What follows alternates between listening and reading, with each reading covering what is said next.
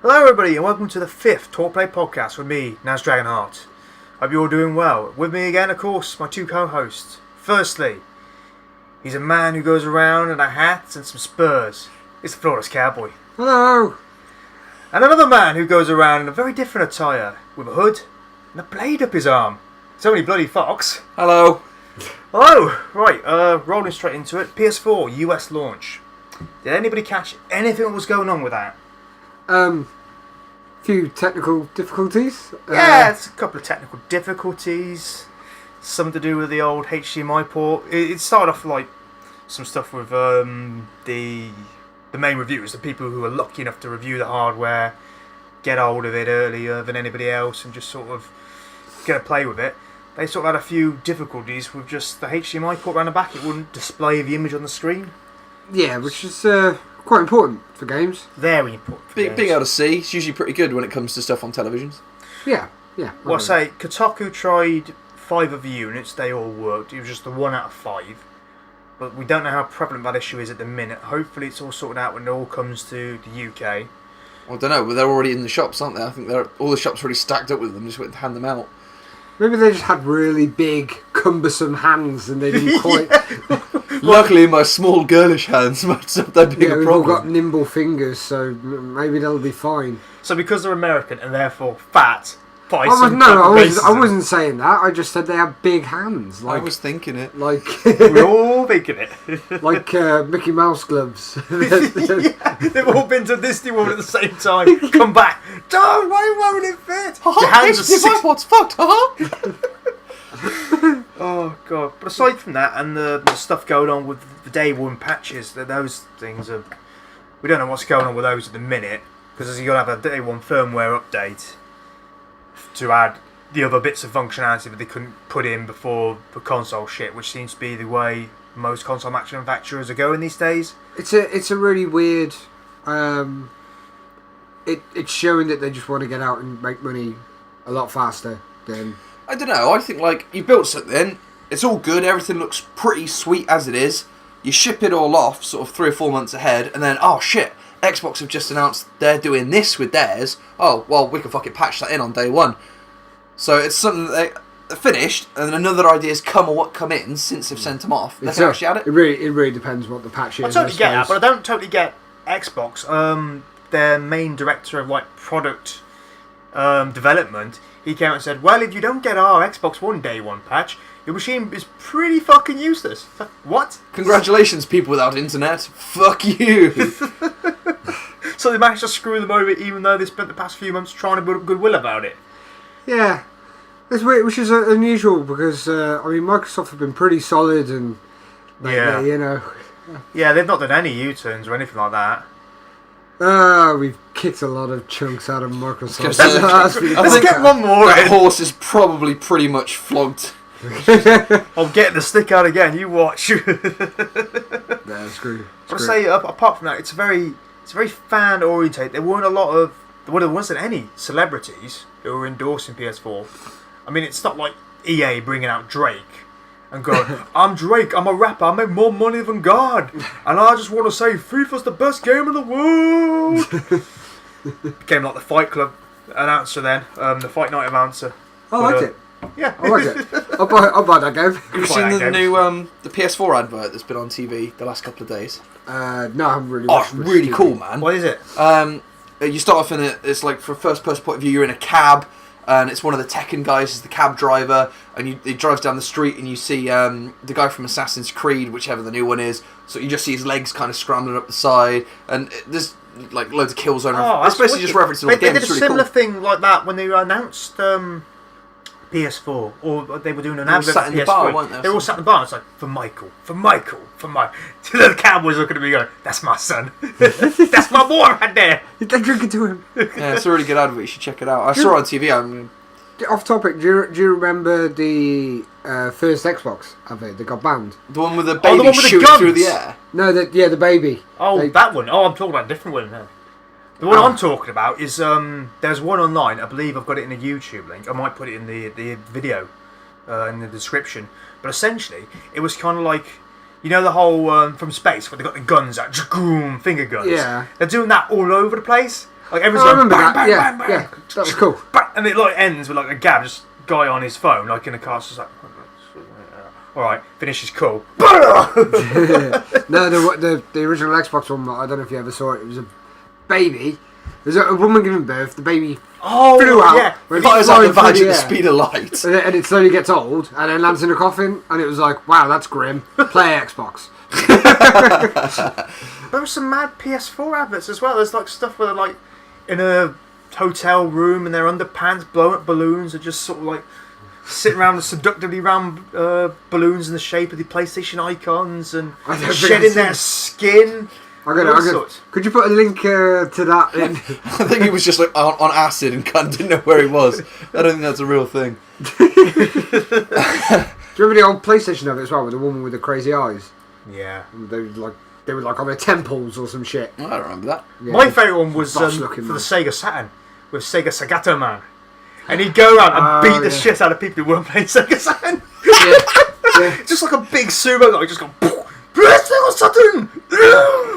It was fucking amazing. What you don't know is that was actually shot from a documentary, and Sega actually sent a big man to beat up people who weren't playing Sega games. That's why no one actually bought the Sega Saturn, because he didn't get around that fast. He's like the few people he did go and punch did get Sega Saturns, but the rest of the world didn't bother. Oh god. Yeah, sorry, that was slightly off topic. No, that's cool. That's cool. We went to a good place for that one, but like I said, fan friendly. A lot of prolific YouTubers got in on the act. They're sort of like inviting them up to hotel rooms, giving out PlayStation 4s with a few games. Just like, oh, it's great. Got lots of good things to say about it. But of course, the one thing that came out of it is the return of the Antonio Banderas gif from the. It's taken from the film Assassins in 1995, and it's from the bit where he finds out. Antonio Banderas finds out he's got to kill Sly Stallone, and it's that kind of self-satisfied bit of a smugness, putting his fist to the mouth type deal. He's like, oh, I'm going to kill him good. He's a rival. I would cack if my mission was to kill like Stallone. If my mission was to like push over Morgan Freeman or something, I'd be like, yeah, I could probably do that. But well, you're not as smug as Banderas. Banderas knows he's doing something. Yeah, I know how to get him. I'm not a desperado. So. Trick him into doing another Rambo. Fuck yeah. Oh, God almighty. I didn't even know they were doing a Rambo game. Yeah, they're doing a Rambo TV series as well. What allegedly. the fuck? Alright. Honestly, I looked at the trailer for the Rambo game and it looked shit. It wasn't like the Mad Max one for PS4, and it's just like in the desert, it's like, oh my god, what's this game? Is it Fallout? No, it's Mad Max. That is Mad Max. He's a fucking badass. We'll have that. Mad Max looked quite cool. He looked really cool. It's a shame because the last Rambo film was like really cool. Yeah. It was like incredibly violent, but I loved it. It was awesome. That's the point of Rambo. He's an incredibly violent man. Yeah, he's not like. I wouldn't get him to babysit. No, that'd be the last thing you'd want. Rambo, what are you doing here with bows and arrows? Just leave him outside the door. No, I gotta stay here in case anybody takes the child away. Oh, I asked you to sterilise the bottles, not blow my kitchen up, you twat. Oh, God almighty. Right, other things to come out the whole PlayStation 4 event. They had a pre-event the day before, did a couple of mini announcements. Uncharted's coming. Probably the least surprising news that... It's the least surprising, but it's certainly something that sort of gets everybody sort of talking. It's quite funny because the night before you literally said, I bet $1 million they're going to do an Uncharted game for the PS4, and then like the next day, hey guys, guess what Naughty Dog have announced? Yeah. It's like saying that there might be maybe there's going to be a new Halo game on the next Xbox. Shut your ass! Shut the front door! You heard it here first, folks. But yeah, I say bring it on. I mean, I didn't play the whole way through the Golden Abyss. Is the Golden Abyss the one on the Vita? Yes, it is. I made a start on it. It's pretty good. I played all the others. Loved them. Totally awesome. So I'll be happy to play that. I'll pick it up. Yeah, at that point when they sort of showed off the 15 seconds of a man talking over a voiceover and it panning over an old map, just for the sake of doing a teaser, I was giving it the old Antonio Banderas. Yes! I love that! Oh, God. So there was that. And the Naughty Dog said they were doing some more DLC for Last of Us as well, didn't they? Yes, it's like a pre-Joel, pre-Ellie infection type thing. I don't know what they're going to do that, because they did the comic book, American Dreams, which is supposed to be about Ellie's life before she got infected, and her friend Riley's in that, and she's returning for this bit of DLC, so whether they'll follow the pattern in the comic books or not, remains to be seen. But it's quite cool that they have gone back and tried to do something a bit different. Yeah. So it's still building towards the story, but it's not taking anything away from like the end of the game. It's not like the game's finished. That would have been a mistake. Here's a bit of extra game. Yeah, that would have been a mistake. With something so story driven, it would be a bit weird just to kind of like stick on a little. So sometimes when you build up a mythos like that, there's no need to do a sequel. But like anything that adds to the story. Are you listening, Star Wars? Are you listening? Yeah.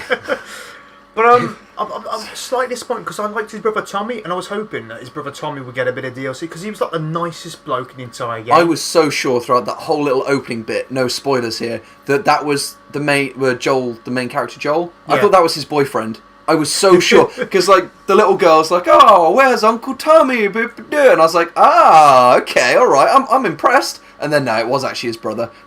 Still, Yeah, but like I call Logan, I refer to you as Uncle Bruce to Logan. I know we're not actually brothers, but we're not like fucking either. So in his mind, that's the only two things: you're either brothers or you're fucking. It's the only way you're an uncle. oh yeah.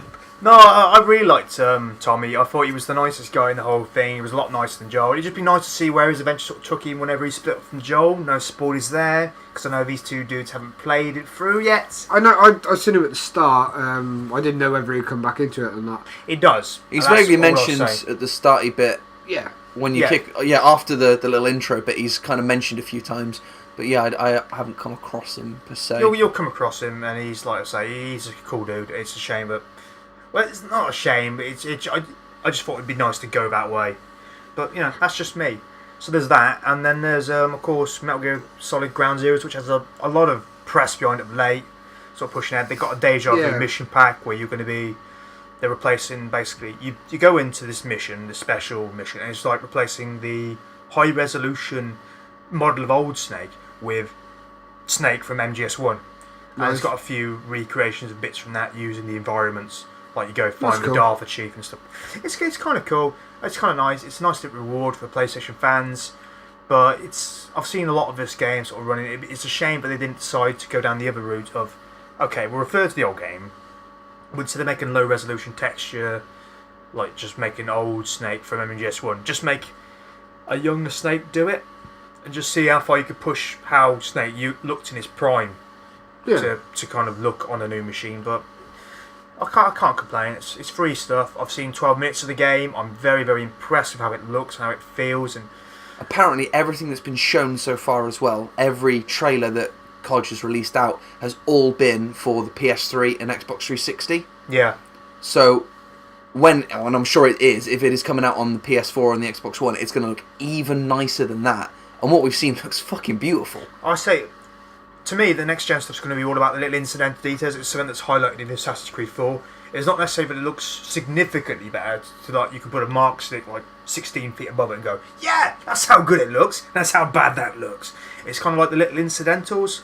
Like you see like fireflies and like the dust is much more richer and finer. It was like in way back when they showed the Destiny gameplay. Yeah. Oh my god. And you could see that there's that fan going with the light. And it was throwing the light around, and it was just like, that looks incredible. It looks awesome, and you could see like dust particles in the light. And if you've seen the E3 one with the guys talking over and walking everyone through it, they were saying that's dynamic lighting. Like depending on the time of the day, the light's not always going to be shining through there. That's just how it's going to capture it.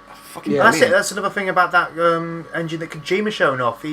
That Fox engine, he's got a day and night cycle in there, and they've shown bits of it off in the day and bits off in the night, and it looks fantastic. It's going to be it's going to be one of the top ones, and it's coming out in spring. That first Ground Zero thing's out in spring, and I'm looking forward to that. As much as anybody. Just nipping back to Destiny, have you got your pre-order in? Yeah, got my pre-order in for the beta. Oh yeah, I'm in for the beta.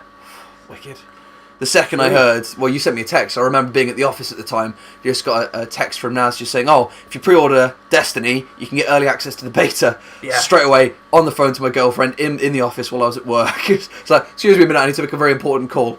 Get on Amazon right now. Pre-order this one." Do it! Yeah, awesome. That's a game I'm going to enjoy. The beta's going to be good for that. I'm hoping that that's going to be our next Borderlands.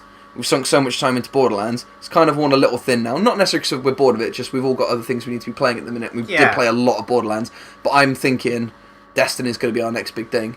It's just whether it turns out to be as fun as Borderlands. Like, 'cause Borderlands was genuinely good fun, and Destiny looks like it maybe takes itself quite seriously, which is fair enough. You know, Yeah, there's a some games should take themselves seriously. There's a level of mythology. I get a lot like the Halo games. There's a level of mythology you have to respect. Yeah. You have to sort of throw yourself into that mythology rather than Borderlands sort of just has a bit of fun. There's this guy, he's called Handsome Jack. He doesn't really have a last name. His name is literally Handsome Jack. It's just like, oh, cool. As he looks, he wears a mask. You just take it and go, okay, so this is how serious we're going to take. The tone of the game is this. Although saying that, I mean, we played a lot of Halo, both against each other and sort of through the story mode. We completed it on Legendary and stuff. And although you'd say it's quite a serious story game, we had quite a laugh getting through it all. We weren't necessarily because it had a more arcade feel to it. I suppose that's true with the respawn. You're jumping about and respawning, and the guns feel not necessarily like real guns, but they feel fun, like fun guns. Well, you can handle the weapons. Every weapon handles well because you're Master Chief. Yeah. Or you're another Spartan, I suppose. Genuinely had lots of fun playing Borderlands, to the point where, like, I would come online, and if no one else was online, I wouldn't bother playing Borderlands because it just had that vibe. It just had that vibe to it, multiplayer. Yeah. I mean, I feel the same now about Grand Theft Auto, which is something we're going to get onto now, which has basically replaced Borderlands in a sense. Right, 500k landed last week. What's everybody bought? Come on. I've still got the 500k. I keep topping it back up, but I've upgraded all the guns and I bought a motorbike. Yeah, guns and motorbikes. I bought the nicest apartment I could find with a 10 car garage. Ordered a coupe. I can't even remember what car it was. Ordered some nice fancy ass car. Pimped it out with the gang logo and some crew smoke, and that's it. That's all my money gone. All I did with it was just sort of top up my cars, get them up to the levels, and that was about it. I only used 500,000 of it, 50,000 of it. Sorry. So I like the way that they've done the car things. That you need to be so good with the car anyway. Yeah. And the changes you make aren't so exaggerated that it gives you like that much more advantage over everyone else. You can see it. You can tell when someone's got a pimped out car and you're racing around them, and it's like it's souped up. Then it'll put. You might have selected the same type because you're doing like a sports car race, and it'll pull away slightly faster. But you're sort of once you get to top speed, you're similar. Yeah. You know, it's not giving anyone that much. It's not like a Need for Speed game where you like, oh, I'm gonna pop this on and this on, and this one's like, boom, fuck, I'm through the windscreen. It's so fast. Yeah. It's not so much of a game changer, but it makes that little bit of difference that you do notice it. And when you get to pro level, I think it's gonna make all the difference when there's like quarter seconds between the laps. But as it stands at the minute, I haven't played a race yet. I think my score at the minute is something like 2 wins, 36 losses. Because every single fucking race I've ever played, 3 seconds into the race, some prick rear ends me. I spin round, I'm in the wrong direction, and just like that, I'm 8 seconds behind everybody else. I'd like to point so annoying. I'd like to point out though that a couple of times you've tried to rear end me. I never ran over on purpose. I think maybe I'm just a bad driver. And then you've spun out, and I've come off better, and it was like, well, that wasn't my fault. Pissed off with the fact he killed us so many times. Just picking on us. Got a sniper. I'm up on a hill. I can see Naz down there. Fucker! I'm a bad man. You're a bad friend. But while we're on GTA 5, talking about that, Beach Pub DLC's out this month?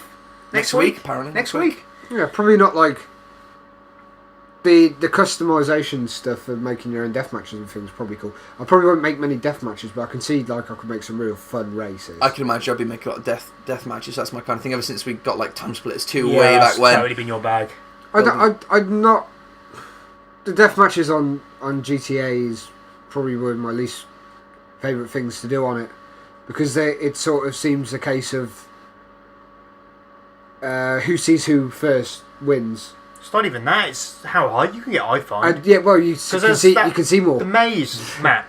You sort of like the idea is you're supposed to be in the maze because that's where all the guns are. But there are like these massive tall buildings all around it. You get up there, you can fuck somebody over really good. Yeah. It just. I don't know. None of the areas feel like the balance for Team Deathmatch. It's just like they've sort of. All the better for us to be able to build our own, man. And there's so many like car parks and garages and skyscrapers. I'd be like, this would be so great because you wouldn't necessarily be getting high and low and stuff. It'd just be a case of being in a much smaller area. I think maybe the areas are so big.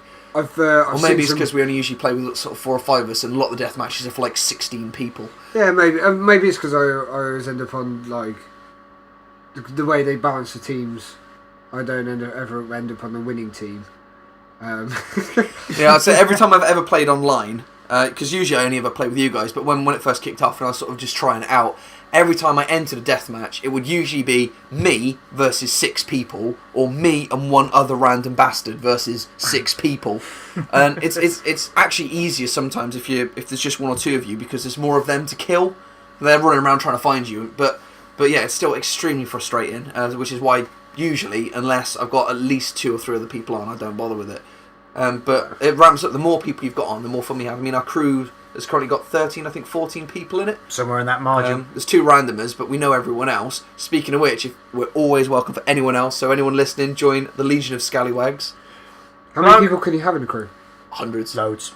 Hundreds and hundreds. Okay. And hundreds. Feckin' loads. Because we're pretty high up on the.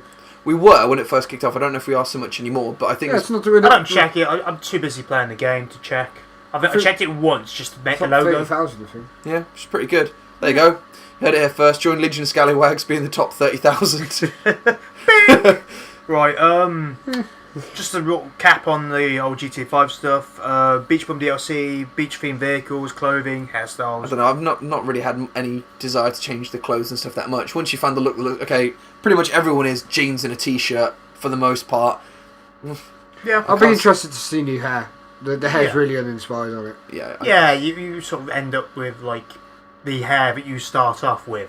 If you make your choice early on, you won't need to change it again. They need to fix that fucking thing. Whenever you put a mask on that covers your head, when you take it off, you're bald. It's like, You end oh, up yeah, looking like Heisenberg. Yeah, because I've accidentally left my hair in my hat. Sorry. There's that, and then there's the story mode updates. They've been teased. Now, whether this is prologue or epilogue or stuff like Gay Tony and Lost Sedan, where it's like a concurrently running story and you'll bump into other cats along the way, who knows? But it's nice to know that they haven't forgotten that they have the story mode. Yeah, yeah. I occasionally, when I turn it on and it puts me in story mode first, I think, that looks just that little bit better. Look at like the character. Yeah, it looks a little bit better, look a little bit shinier. But And look at all the guns I've already got. Ooh. I still haven't played on the single player campaign since I picked it up. I played. So you're not beating it then? No, not even close. I played consistently when I first picked it up for the first week before the multiplayer came out, the first 2 weeks, or whatever it was. And I played it, had a great old time. Didn't do much of the story, but just like dicked around. That's and a shame just... because I'll be fair, I think he's had his chance now. I wanted to ask a question about the end. What's the question? Can you make it ambiguous? Was there anyone in the whole world that didn't pick option C? Yeah, bonks. Nobody picked A or B. No. No one picked A or B. Don't even lie about that one. There was only one option because the other two are just really short. Do the one thing. That's it. Walk away. All right. Okay. I've played the 2 of them. It's just like, oh, I just got to do this one small thing and then that's it. Did you get like an achievement for doing them, or because that's the only reason I would go back and do Get them? bugger all. Get bugger all. Yeah, I'm not that interested in it then. The only thing you sort of might get is if you get all the missions gold and those 2 count towards it. Oh yeah. But I'm not. Tip the hat. Right. So yeah, there's no reason for doing that. Doubt anybody picked anything other than option C because option C is so much fun. And it seems like the natural thing to do. Yeah. There's I no don't think point picking anyone's any other ones. Going to purposely do the other ones just on instinct. No. This ambiguousness is making me angry. That's ambiguous then. Let's be less ambiguous. Let's talk video game movies. Let's have a look what's coming to your cinema screens soon. Alright. Right. First, of course, we got Heavenly Sword.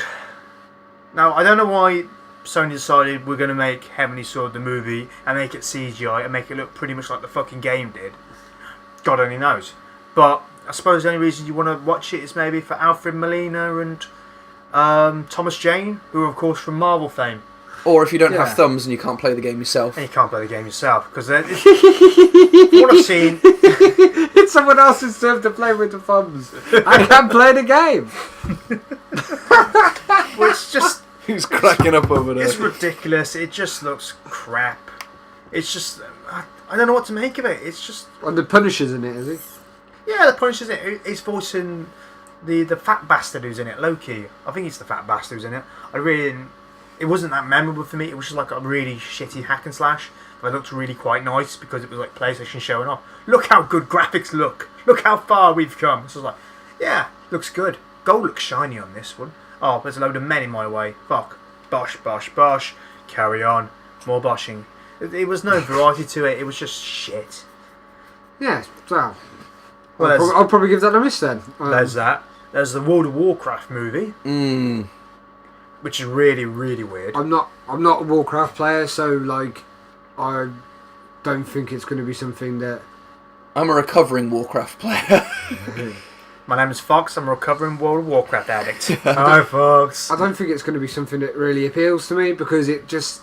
Like, the story of it is something that games can sort of repeat story premises a bit and they can sort of copy each other a little bit and you sort of accept it because it's games. Yeah. But when it comes to, like, films, it just sounds like every other fantasy thing that's ever come out. Yeah, there's two sides, and apparently there's going to be a dude on each side, and they're going to be like, well, we're defending the honour of the Horde, we're defending the honour of the Alliance, and it's going to be...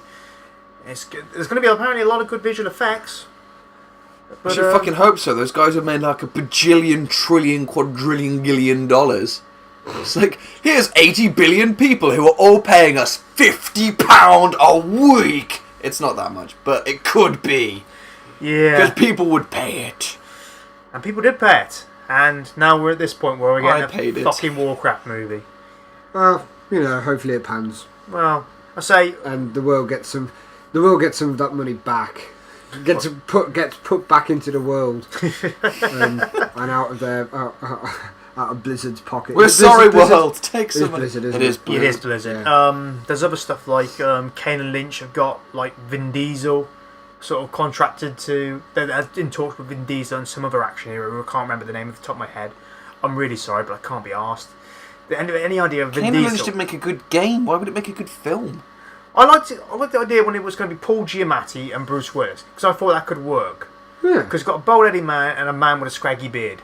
We've had so many action films with Bruce Willis in, though. Yeah. We want more Fifth Element funness. To round out our film news, we should probably talk Assassin's Creed 4.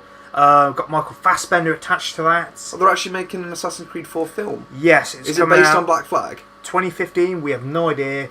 We just know Michael Fassbender's going to be in it. Is it going to be Pirates of the Assassins of the Caribbean? Probably not. It'd probably be Assassin's Creed First Class. Let that one drop. Boom. Mic drop. I'm out. Yo! Peace. But yeah, I'd watch it. I'd probably watch an Assassin's Creed film rather than play the game.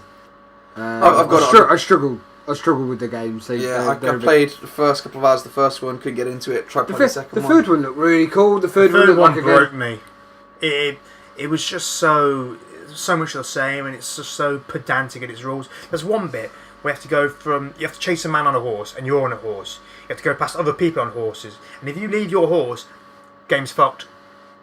So if you jump off trying to sass a dude on a horse to get his horse to move on and follow this other guy on a horse, but you fuck it up, and you miss, and you land on the ground, that's it, you're fucked. And if you don't keep up enough, you're fucked. And it's just that, always just constantly tethering to these stupid rules that they built up since the first game. And it's like collecting pages and all sorts of crap like that. And it's just like, I've done this so many times now. Stuff like collect the feathers or collect the pages. Who does that anymore? It should be, the reward should be getting an achievement in a proper legitimate way, not just we're extending the game by adding a collectible item. I remember I was saying that he painstakingly collected all these things on Assassin's Creed 2 and to get like full sync. Sync. And it like showed a picture of a guy like holding an apple with his bollocks out or something. That's probably not right. No, it's something like that. It's something like that. And he was like, "Well, that's really added to my experience in a game. That's really now I've got It's just like, no, I wouldn't." I've pre-ordered Assassin's Creed Black Flag when I've got my PS4. It's one of the games I'm getting because I wanted something that wasn't a shooter, but because it's got pirates. If it had just been called Black Flag and it was about pirates, I'd have bought it. Unfortunately, it's got Assassin's Creed on the front, I'll still play it, but I'm not playing it because it's an Assassin's Creed game. I've yet to play a really good pirate game. Yeah. Well, how many pirate games are there? You got Sid Meier's Pirates, which was a bit pants for a Sid Meier's game, because I love Civilization, and that's more or less it. I can't think of any other pirate-themed games. The Monkey Island. Well, yeah, the good old Monkey Island games, but yeah, point-and-click adventures. But yeah, I'm stoked for it. If there's a game where I could be a pirate, I go swashbuckling around, so be it, even if I have to take place with being in the future in a machine that takes you back to the past to learn your family secret, blah, blah, blah. If I could put in a code where I just got to play the piratey bits, that's fine. Yeah, the special magic code. Take out bullshit. Oh, it's fucking gone. Right. The take out bullshit code. Yeah, I think a lot of games could benefit from a take out the bullshit code. Want to talk about Xbox launch very briefly? Because it's Yeah, launching next week, I suppose. Say, it came out. It's not out yet in America, is it? No, it comes out the same time here as it does over there. It's really weird that America have had the PlayStation now and then are getting the Xbox, whereas we're getting the Xbox followed by the PlayStation. I'm not complaining. That's just an interesting observation. It seems a strange way for marketing, but I'm sure they've got a good reason for doing it.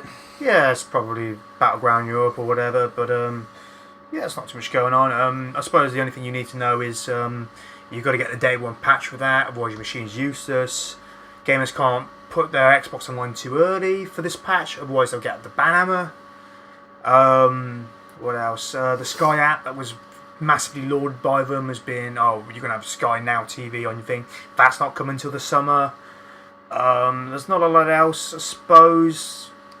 Want to talk about backwards compatibility not being possible with the cloud? No? Nothing?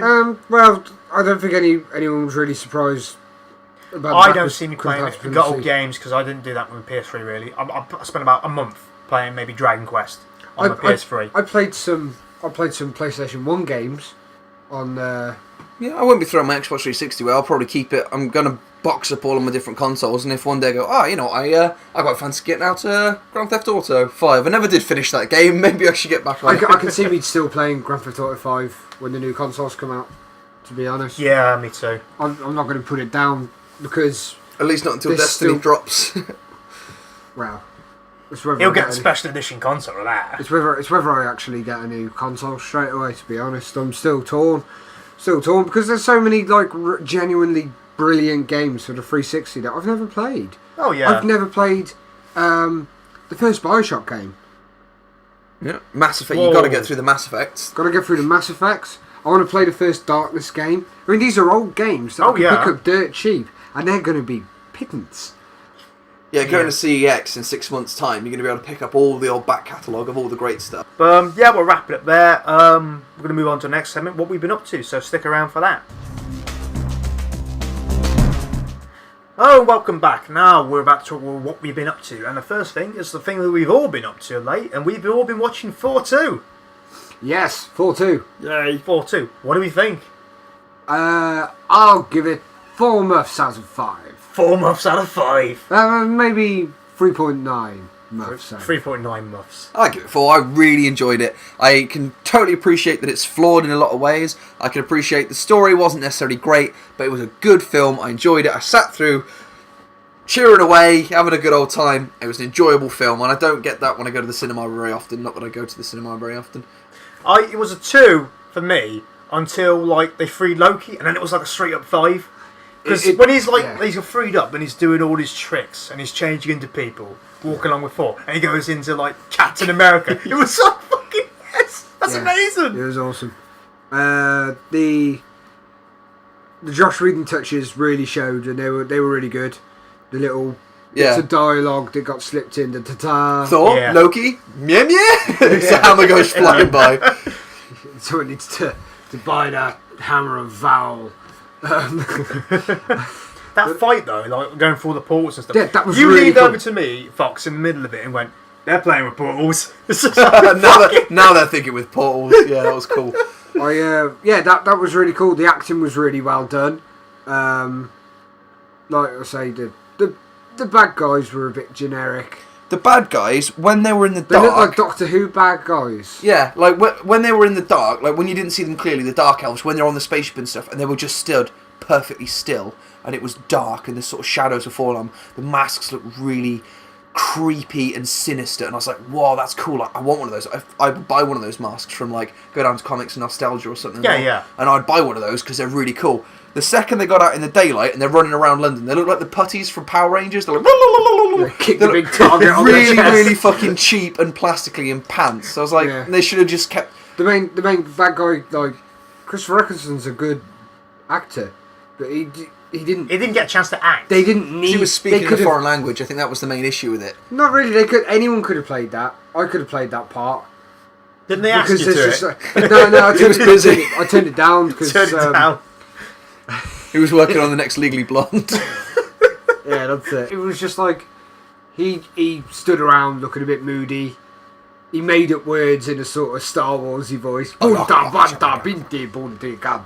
Okay, yeah, that's cool. He's angry. You didn't even get to see anger in his face though, because he was just sort of stoked throughout. It's just... I like the little the big stone monster that Thor fought was one of the very first aliens.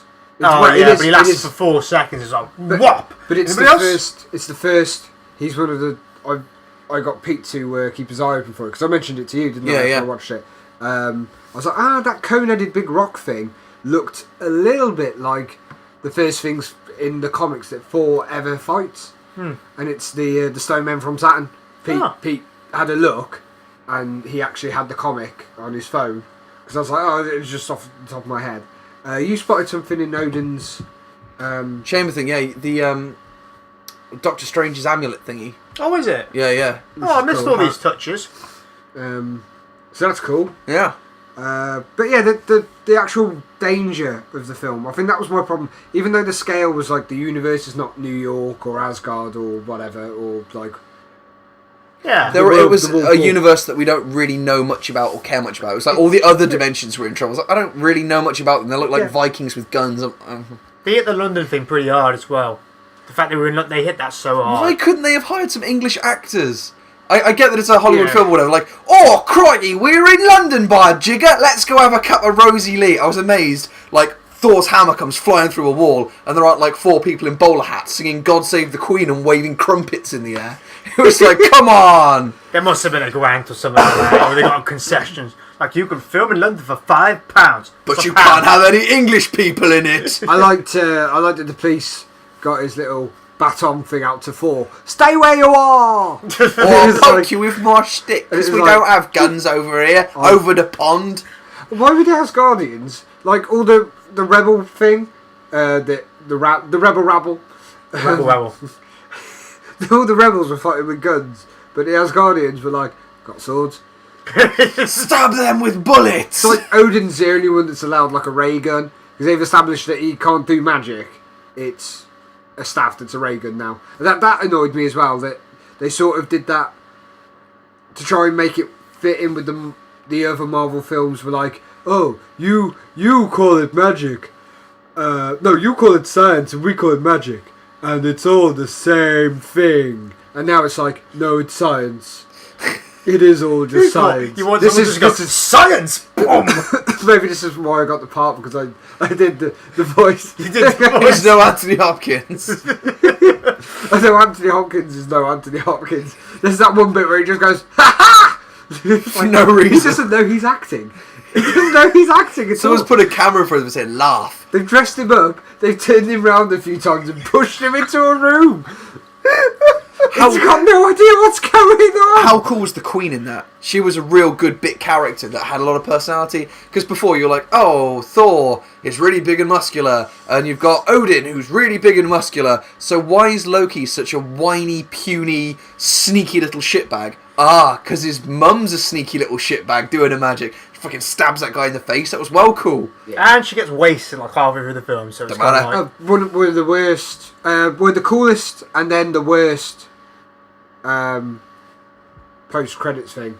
Because the thing with the collector was really cool. Oh, it was so cool. And it looked like real fun. Like we were saying, it looked like... Oh yeah, Ford just turns up right at the end. Yeah, that... It's like, and lovers united. It's like, there's no need for that. I forgot about that, actually. There was no need for that. That was shit. When all the other ones... It was like going back to the start of the movie, it's just like, this is a love story. It's like, fuck off. I forgot about that, actually. I remember watching the bit with the collector, which was totally awesome, and it's the first thing that's given me any faith in Guardians Guardians of of the the Galaxy. Because before that, I was like, oh, come the fuck on.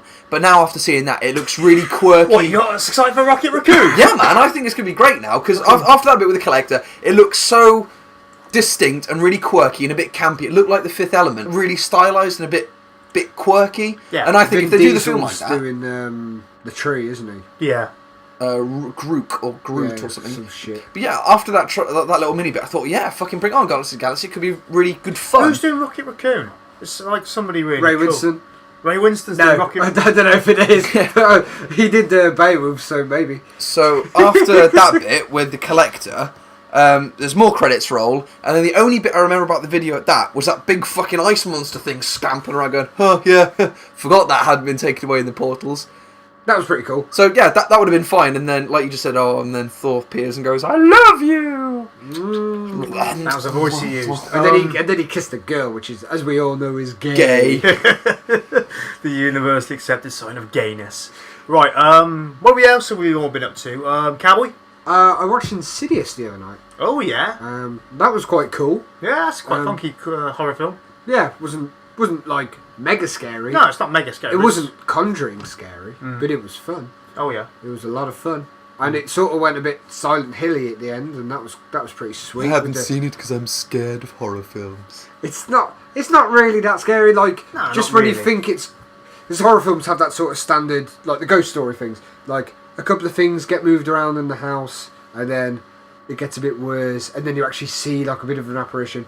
And it's like that slow build-up to the big, dramatic, Yeah. ghosts are gonna fuck you in the face.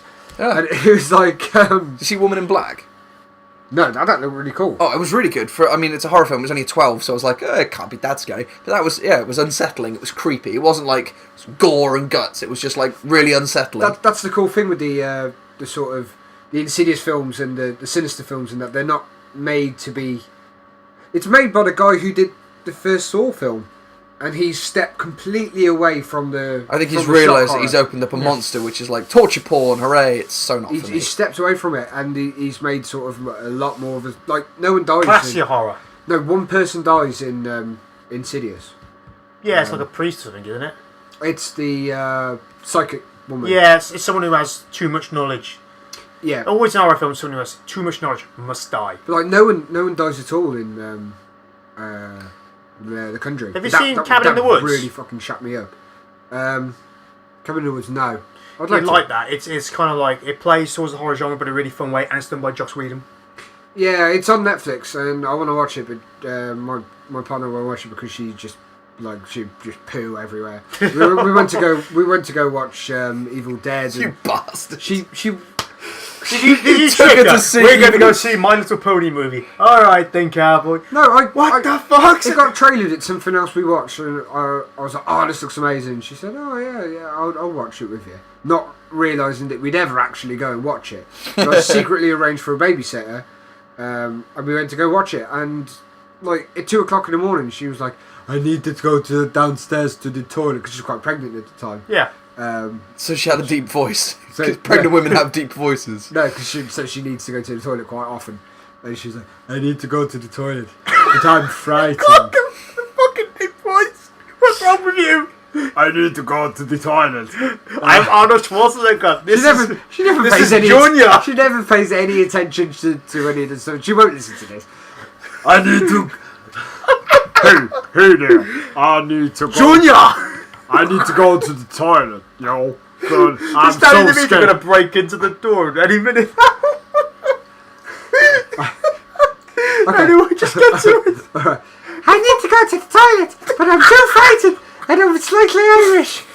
And I had to like get up and go downstairs, and I was like, "No film's worth this. No film is worth this." I was so pissed off. I'm such a miserable bastard in my sleep. Don't like being woken up. No man does. No workman does. No one likes being woken up. It's just like, I've got to go somewhere. Oh, fuck off. We should all sleep forever. And on that creepy note, we're going to just say, anything else you've been up to then, cowboy? No. No. Right, Fox, What have I been up to? what have you been up to? Yeah, Disgaea D2's pretty much eaten up most of my free time when I've not been playing GT Online with you guys. Yep. I'm not really sure what else we've been up to. I to be didn't honest. mention GTA because we'd already mentioned We GTA. mentioned it so many times, but it's a lot of fun. And you should play. You should.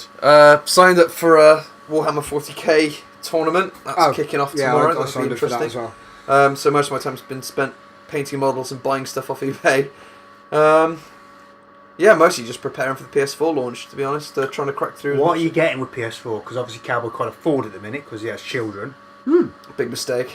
Big mistake for owning consoles, my friend. But Yeah, still, I thought, shall I get myself a child or shall I get myself a PS4? It was a difficult decision, but I made the right one. And in what world stand by is it. the shop you've gone to for your PS4 selling both? I was going to say, I don't remember my decision making at the time being quite like this. Like, I could pull out. There's an image of like a PlayStation 4 calendar above the bed. It's like, no, it's not worth it. I can't get out in time. Anyway, so basically, beforehand, I'd ordered the Watch Dogs pack, the Watch Dogs bundle with the PS4, and as we all know, for whatever reason, that's now been put back. For a couple of months. A month ago, and they say, we don't have enough time now.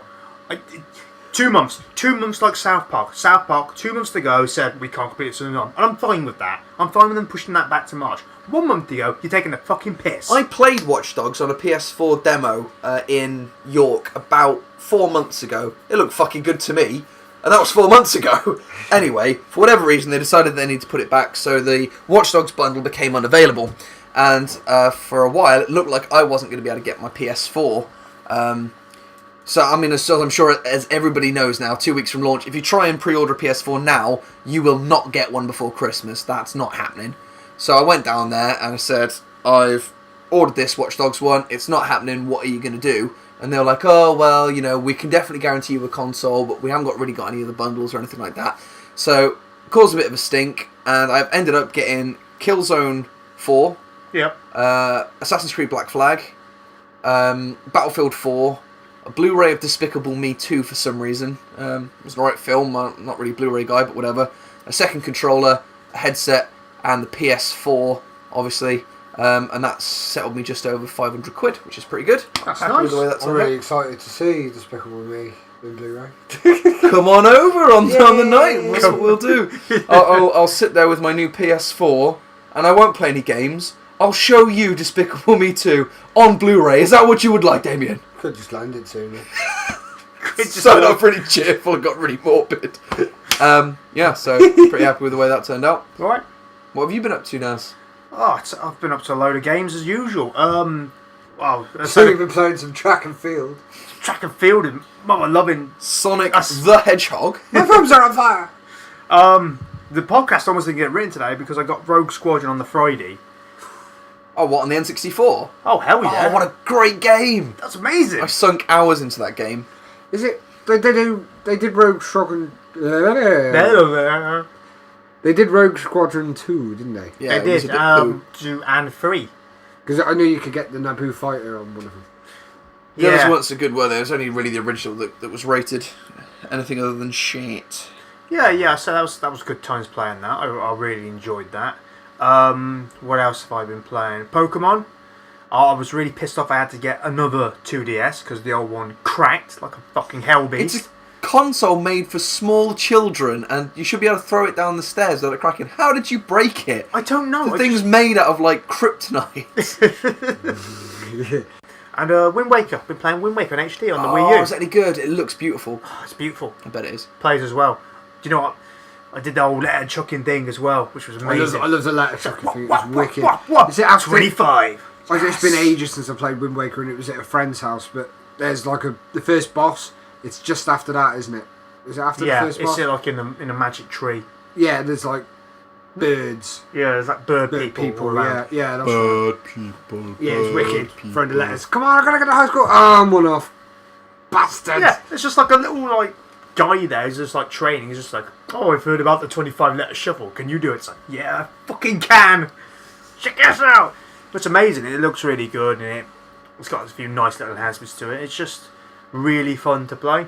It's a good game. It's nice that it sort of makes the effort to tie itself to the other Zelda games. Yeah, absolutely. By Absolutely. saying, this was There was another Princess Zelda, and there Yeah, was they sort of another buried Link. Hyrule underneath the Great Sea. Yeah, and it's like, yeah, that's kind of cool that they don't just they don't do like a Final Fantasy and just create a completely new world. That's what I like about the Final old Fantasy, though. It's like, for the first 12, they just said, right, fucking tear it all down, we'll rebuild the entire mythology again. Yeah, and that's cool, but when they actually did tie it in, the Zelda thing, I thought, oh, that's pretty sweet. They, it's nice that the they difference did it. is you don't get to Zelda 12 and go, I can't play this game because I haven't played the previous 11. No, but it doesn't knock off. It doesn't roll over. Detract from it. Yeah. Well, so we're doing the new Link to the Past game for 3DS next week. As long as no one comes up with the idea of trying to make Ocarina of Time 2, I think we're all safe. They made it. It was called Majora's Mask. Yeah. It wasn't quite the same thing. Yeah, it was. It was sort of directly tied in. It was like following on. It didn't go over so well, Majora's Mask. I thought it was brilliant. I think some people either really get it or they just. It's really dark. It's certainly one of the darkest Zelda ever. And you've got to really. It's like It's like a true gamer's Zelda because of the like how difficult it is. Oh, it's massively difficult. You've really got to be really patient and on the ball with it. Okay.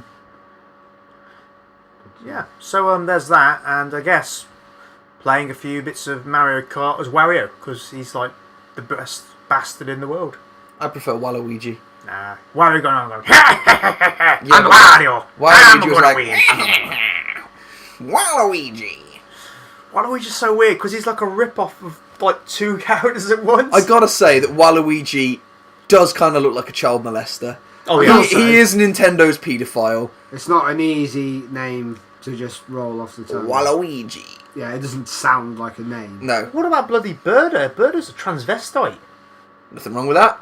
It says in the Super Mario 2 manual, it's just like, oh, it's Birdo. He thinks he's a girl. It's like, what do you mean he thinks he's a girl? He's pink and shoots eggs out of his mouth, twat. So weird, but His mouth fat. That's probably the most unelegant thing I've ever heard.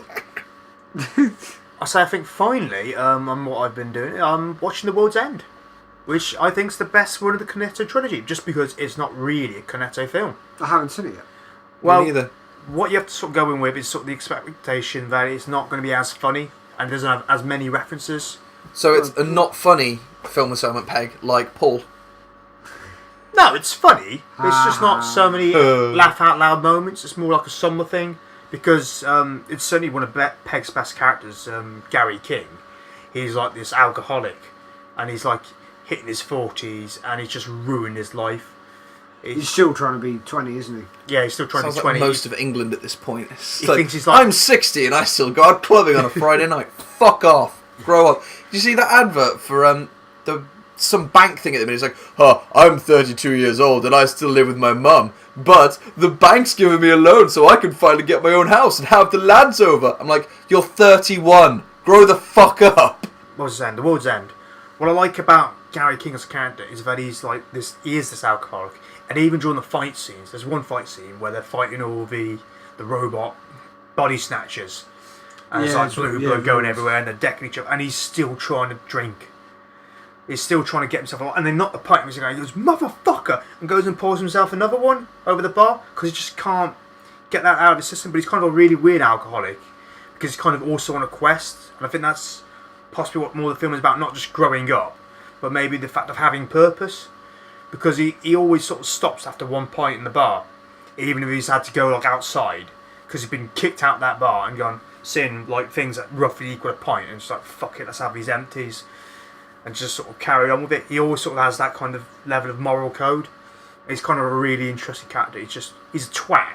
He's an absolute grade A twat. I know he wanted to play the bad guy because normally it's Nick Frost plays the bumbling, the bumbling idiot, and then Simon Pegg's like the straight man, and he wanted to do it. Yeah, it's a really interesting twist. There's a really fun bit in there as I well. think maybe that's why people didn't take to it as well. Yeah, because Nick Frost fucking about. We all are, but you can't play the same. You can't. He's not Ricky Gervais. I think that's what it's also a little bit of a prank on us because they do a thing where they bring in the Bond who replaced Timothy Dalton, as a similar kind of character, as a similar kind of smug, preening character, and they Who bring him in. replaced Timothy Dalton? Timothy Dalton in Hot Fuzz. He plays Yeah, who Sissy replaced Skinner. Who replaced him? Pierce Brosnan. Oh, is he in? He's in it as like their old school teacher, and he's sort of like there. It's like, hey guys, listen, these aliens are coming down to sort us out. You know, they're not afraid to get tough on us, but you know, I was your teaching. Which one of you say you wouldn't recommend me after being tough with you, huh? How cool is that, gang? It's just like, that's not cool. It's sort of taking over people's lives. But he's so smug and prudent about it, you're almost convinced by it. And it's sort of like really clever. They're sort of gone, well, these body snatchers sort of replace you with a younger version of you with really like selective memory, so you only remember the good stuff.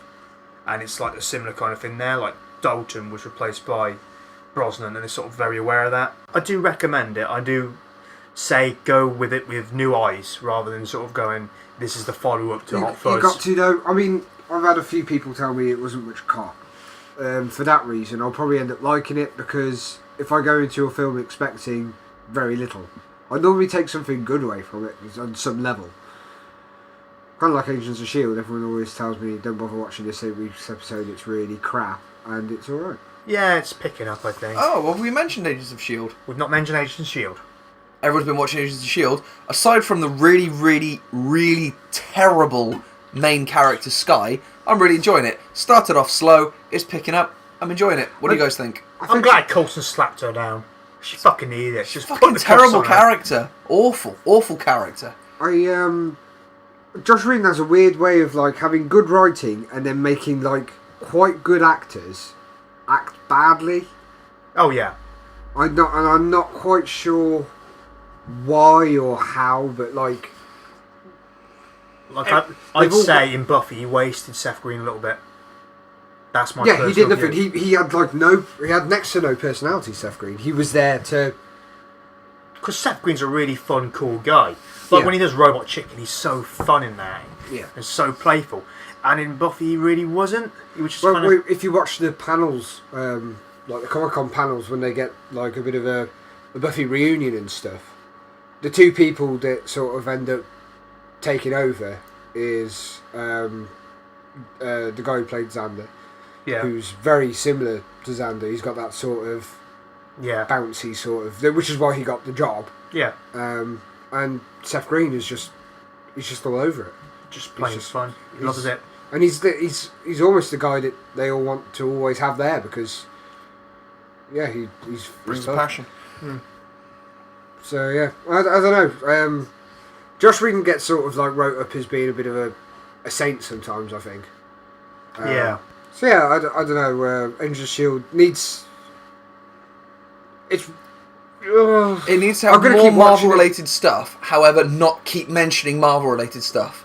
It's like, instead of going, oh, we're going to mention New York again, we're going to mention the Avengers again, in a really offhand kind of manner, let's just go, Thor's here, I know they can't get the Hollywood budget, they can't have Thor there, but just going, oh, this is, actually have something going on, instead of just mentioning it all the time. Let's just do something with it and not make a big deal of it. See, I was excited for the full episode next week, and now I'm scared. Because of what's going to happen in it. Well, I think so. I think it seems like they're using, like, that Graviton guy. I like the idea they pull Graviton into it. Because it's such a minor level... No one's ever heard of him without going on to Wikipedia. But I think the reason they're using people like that, and it's not because they're trying to use the obscure things, it's so that they don't tread on anyone's toes who want to make... Because they've announced a load of... Netflix have announced a load of TV series, Marvel-related ones. Have they? Yeah, there's going to be an Iron Fist, Luke Cage, Daredevil... there's one... There's... Oh, God, what... That's all I can remember off the top of my head, I must admit. But... It's like they don't want to tread on anyone else's toes by using popular characters. Yeah, I suppose it's still early days for the whole TV series, movie series, cartoon series things all getting intertwined, because that's the way it's going, and maybe they don't want to use anything in case it sort of encroaches on it later. I think it's really good, because like there's long periods between the films coming out where they're able to keep the idea of this universe fresh, which Can we is just sweet. quickly talk about what films are left to come out in the second run? Versus Captain America. The trailer for that is so awesome. That looks so good. He Doesn't spotted Falcon in it. Yeah. The Falcon. Is he going to talk to the birds? Like he does in the comic. I don't know. I'm the but Falcon. Hello, I birds. sort of don't see what Falcon's place is. It's like, It's a fucking fly and shoot, man. Yeah, but they've got Iron Man for that, haven't they? Yeah, that's what I mean. You've There's a got guy in a robot suit that can fly and shoot lasers. Oh, is it Tony Stark? No. no, Oh. and he's quite limited to his flying because he can like. I don't want to be that guy. Is it the Black Falcon? Is it a black guy playing? Yeah, he's a black guy. Yeah, Maybe that, because there's no black guy in the Avengers yet, is there? Nope. Fury. It's a green guy. Well. Not traditionally, or so. I don't want to be that guy, but I think they do need to. I mean, even they have got a woman. They've got Black Widow, but she's not really doing much. They probably do need to get a black guy and a woman in there next to actually be part of the Avengers team. Maybe. It's a shame if it, because there's like legitimately good black superheroes. It'd be a shame to just like poleaxe one in to make the numbers like. It'll make everyone groan make, because it's like the most fucking overdone thing in the world. Because as soon as anyone says black superhero, you think Black Panther. But a Black Panther film would be cool. Black Panther is really cool. Yeah, I mean, there's.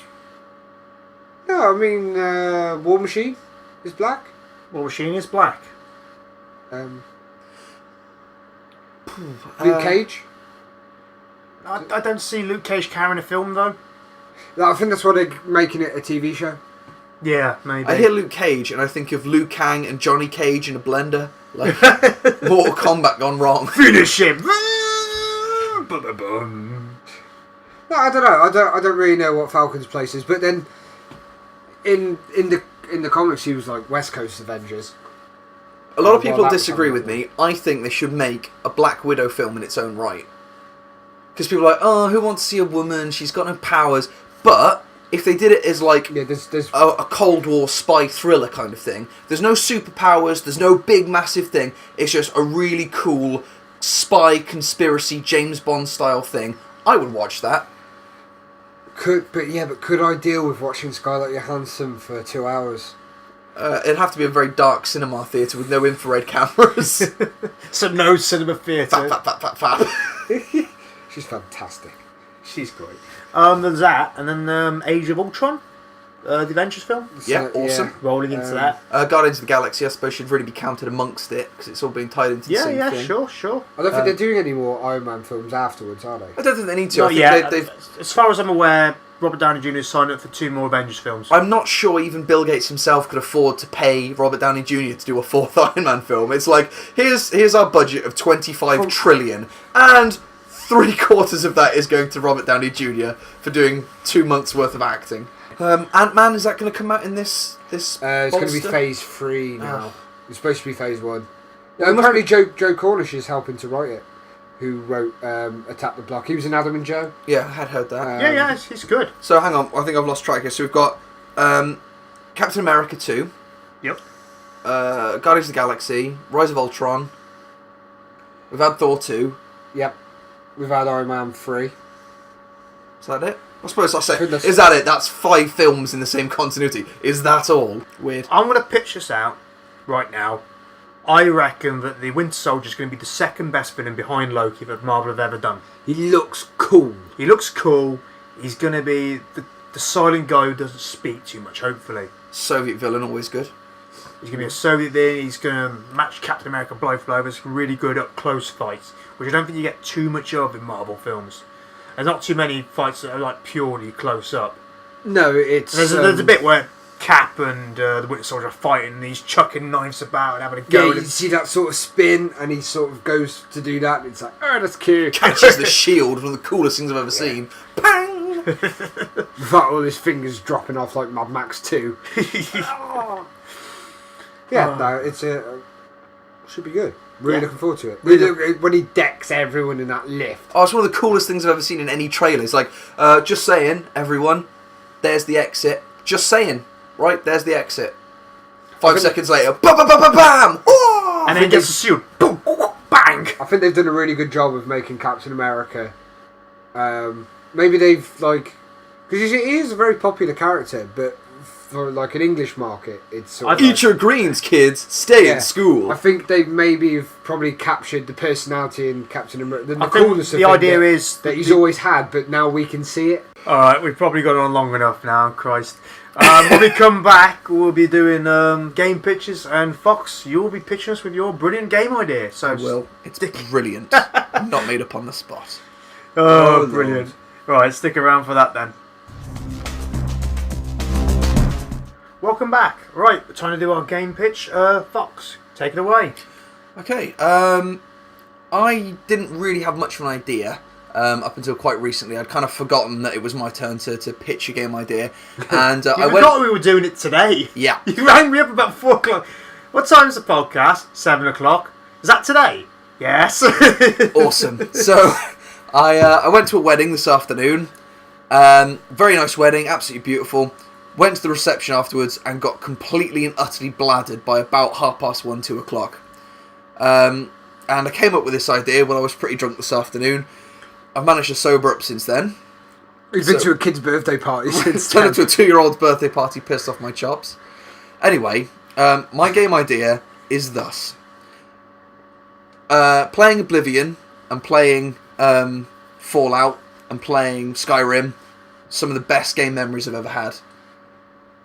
But I reckon an open world game like that, a bit like GTA, an open world, more modern version with fancy elements, like, so take Skyrim but set it modern day, you play as a homeless person. Okay. So you're a hobo, Yep. and you've got different classes of hobo. So you've got your warrior, and you make your way in the world by mugging people and taking their shit. So that's the warrior class. You got the thief class, obviously, sneaking into shops, filling up your pockets with bottles of whiskey or whatever. You got your magician class, which would be your drug dealers, right? Selling people magic vials and making them see different colours and stuff like that. Right. There's another class. Is there a class that shouts in bins and swats away invisible stones? The bards. The bards would be Buskers. buskers. Okay. So you pick your class, and basically you've got to survive in the rough, tough, shambles world of the homeless person. In like, it'd be like in Beyond Two Souls, where you're playing, Oh yeah. you know, having a very difficult time surviving, but you've got to get your stats up, which would be like. Would you have like a stamina bar, like for, like how? When was the last time you've eaten? And every like day it's just like Yeah, so you ticks got to down. find ways of keeping your food and keeping water and stuff. But How- the bar just gets ever more depressed. The less he How eats. often you've masturbated onto a cafe window? You get like you can take a stealth check to see if you could sneak onto a train and just like sleep on a train for a few days, or There's a QTE section where you're sleeping just to try and keep them warm. lock picking skills to try and break into a building and try and claim squatters' rights with your persuasion It's skill. just as tedious a squatter rights thing as like in real life. It's like, it's the 5th time we've been here in 4 months. It's like, no, I'm fucking squatting here. And you got to keep like a balance between your food and your sanity and stuff. Sanity! In case you go crazy, like turn into a berserk hobo and start. And like at the It's like beginning, the world change out, your sanity gets too like you see demons and angels. It and goes all like condemned. like in Fallout The 3, world goes on fire in the middle of winter. or like in Mass Effect or Fallout 3, you've got like your Paragon path or your Renegade path, and you've got a choice between either going as a singing hobo or a stabbing hobo. That's the best game ever. We just need to think of a good name for it. Like Hobo Scrolls or Hoboken. the bum diaries or something. that sounds like a very different game. Can you get involved with like bum fights? Is that another way to make money? Yeah, another way of making money, like beating up bums for Bare knuckle boxing. yeah. You like become friends with these one group of hobos, and they capture you one day, and you got to fight all your mates and kill them. Yeah, like a hobo battle arena. That'd be good. So it could take you the form of like a beat 'em up in bits like that. You could have different types of game the whole way through. Like ideally, it started off as like an RPG Skyrim style, making your way out in the world. But you can have loads of different segments in it. You can have like racing, where you've got like shopping carts, and you try and evade the police, and like you're a hobo, you've got a disabled hobo friend you need to protect, running down the streets in a shopping trolley. Could you have like a familiar that's a rat, that like kind of like Fable that finds What, hidden a rat and you name him Douglas? Douglas! So Find me food, quick! You can train up your rat, right? Train And to sniff out food and to stuff. sniff out food and hidden items around the world. But if your starvation meter goes down, you have to eat the rat, start all over again. I'll have to eat Douglas. Have you seen? He was so delicious. You know in I'm so sad. oh, what's it called? Find The me. guys in Peep Show, they did that. Starts sketch eating show. him up as the theatre goes down. Alright, new rat. Sorry, what was that? Was the guys who did Peep Show? They did that sketch show, that Mitchell and Webb look. Oh, yeah. You know, the adventures of the surprising adventures of Sir Digby Chicken Caesar. Oh. And it'd be like that, like running around going, "Oh, my arch enemy has obviously left this thing for me, and I have to go and steal this food or whatever." It would be that as a computer game in the Would you style be of an caught RPG. stealing somebody's TV? I was like, shut up, Nan, you just stay there. We're just wrecking your TV now. The only thing that would bother me is the character customization, because really it's whatever you pull out of the dumpster at it. Well, You there's the thing, can't really. depending on how much money you start with at the beginning, and like, depending on your sanity levels and your skills and stuff, will be what kind of hobo you look like. Obviously, like a busker would be a very different looking hobo to your stabbing hobo or your God, the drug. character customization is like in heaven. And you start off in heaven, it's like, man's flown. Oh, and then after you've like confirmed, he falls like 1,000 miles an hour into a trash can. Comes out with hobo clothes. You know, at the start of Mass Realises that Effect, he's actually just pissed. you know, at the start of Mass Effect, you got to choose different paths in life that you chose before the game begins. Yeah. You'd have that. Like, did you used to be a successful person that's fallen on hard times? Were you born into the hobo lifestyle? Were you a gypsy that's been gypped out of your gypsy like clan? he's going around going, I was fucking big once. I just did all the fucking banking for Are the you world. a perfectly normal musician? What is your musical style? Can it turn out that in the end you're not crazy? There is actually aliens coming to destroy the world, leaving it open to a sequel. The Hobo Diaries. This The time Bomb in Diaries Bristol. 2. The hobo. The aliens have come. The returning. The returning. Aliens are back and only one hobo can take them on. Berserk Hobo 2. Berserk Hobo. That'd be pretty good.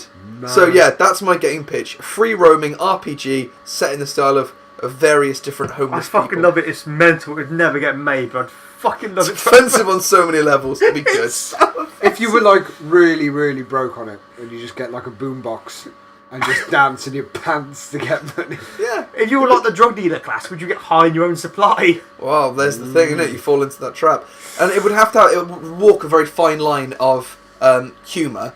It would be much, much funnier than Saints Row 1, but nowhere near as stupid as Saints Row 4. It kind of like Saints Row 2, when it was kind of like taking itself a bit serious, but doing quirky, fun things. That's the kind of silliness it would be. Okay.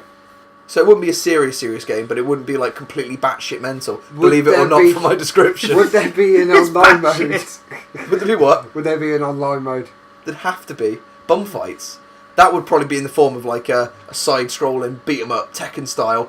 Pick your hobo, favoured weapon, that kind of You stuff. couldn't do an open world on that one because you'd never have enough money to own a fucking car, let alone like steal one. Like you pathetically try and steal one. It's like So, yeah. they Oh, hit but you in you'd the get, like, face with a where- If you where made a are you lot on? of money or got enough points to sort of construct one, you just get like one of those old people troggies, the mobility scooters, like minging it through the town centre on a little mobility scooter. I really liked if it was like a couple of missions where he got like a job and he like worked his way up, got himself a little flat and then thought, fuck this is shit. Got himself sacked and he's back on the streets again. That's like a 10 mission cycle. Just like, oh, I've sorted myself out. Oh, it's fucking You shit. move this up is. from a cardboard box to a dumpster to an old warehouse under a bridge and eventually squatting in an old house. Nice. Maybe with an old person who's not sure you're there or not. They think you're a ghost of some kind, 'cause they're senile. Sort of creeping Is around. there a homeless person in my house? No, I'm the ghost of your old auntie. What day is it? Where's my cat? The weird thing is though, the hobo also thinks that the old person's a ghost. Depending on your sanity meter, that could happen. So if there's anyone out who wants to buy my game, you can't afford it. I like the idea that there's an online mode and it's like, where are you? It's like, oh, I'm under a bridge on the west coast. I'm on the east coast.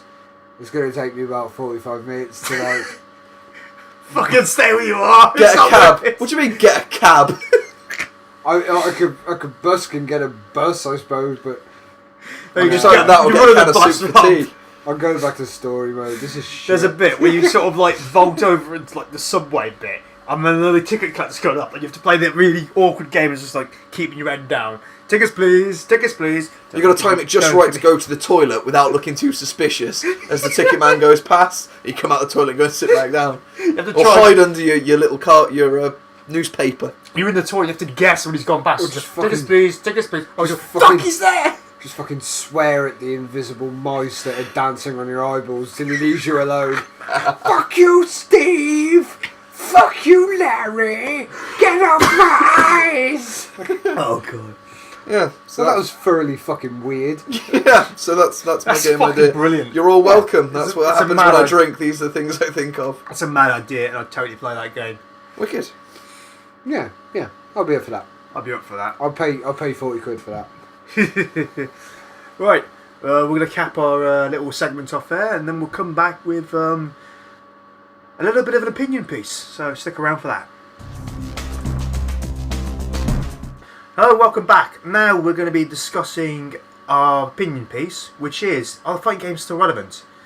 Fighting games, of course, have been around probably since the conception of the video game, along with a lot of other genres, but it only really became big when Street Fighter 2 came out and accidentally invented the combo. And ever since then, fighters have grown in stature, in size, in scope, in graphics. But now we're staring down the barrel of a new era, the kind of petering out for invention. So we've got to wonder to ourselves, are they still relevant? So, firstly, we've got to ask, what's the best fighters we've ever played? I remember when I was a very small child. I may have told this story in the podcast before, but tough, you're listening to it again. A very, very small child. I was going to Africa. I used to go to Africa, to Kenya, for a couple of months every year when I was a kid. I probably only maybe 6, 7. He says it like we've all done it. Maybe younger, actually. Yeah. No, around sort of 5, 6, 7. Yeah. So you're just starting to get memories, about as far back as you can remember. And I remember being in Nairobi airport, and there was a big, old arcade machine of Virtua Fighter 1. And at this point, all I'd ever seen was, like, Pong, or maybe Sonic the Hedgehog on the Sega Mega. I think I had a Sega Mega Drive. So, like, sort of like cartoony graphics, side-scroll and stuff like that. I looked at this thing of Virtua Fighter, I was like, oh my god, it looks like real life. Have you ever seen Virtua Fighter? It looks like they're carved out of potato. They are fucking angular as fuck. But the thing about Virtua Fighter, it's a real man's fighting game because it's got 3 buttons: guard, punch, kick. None of high kick, none of powerful kick, just 3 buttons. And you've got to try and work like 100 different types of combo from that. And there's like grapples and stuff. And I love Virtua Fighter. It's so good. It's proper. All the styles are really distinctive. There's no over-bloated characters. I think the most characters they've got are about 12. Yeah. Probably got about 12 characters, but they're all really distinctive. The thing is though, I think now you do need to have a story in a fighter game to make it relevant. Do you? Yeah, I think so. There's got to be some reason for doing the things you're doing, or else. And actually one that's actually mentioned in the actual game and explained. Not like Tekken, where it's like, go fight, and then you look up Tekken online, it's like, oh, there's this rich, deep storyline with hundreds of different character stories weaving in and out amongst each other, and they're all connected in a deep, ongoing storyline across 200 years throughout Japan and all these businesses and everything. You think that's not actually ever mentioned at any point in any of the games ever. I think a beat 'em up game without story should never be a full price game Yeah, I could agree with that. because Like I say, because it's so limited. I picked up Virtua Fighter 5 Final Showdown, the latest, because that's what I like about Virtua Fighter. But it won at the start and one now at the end, sort of near the end of the cycle. That's all they've done. They've not been like Street Fighter, who have worked on now their 5th iteration of Street Fighter 4.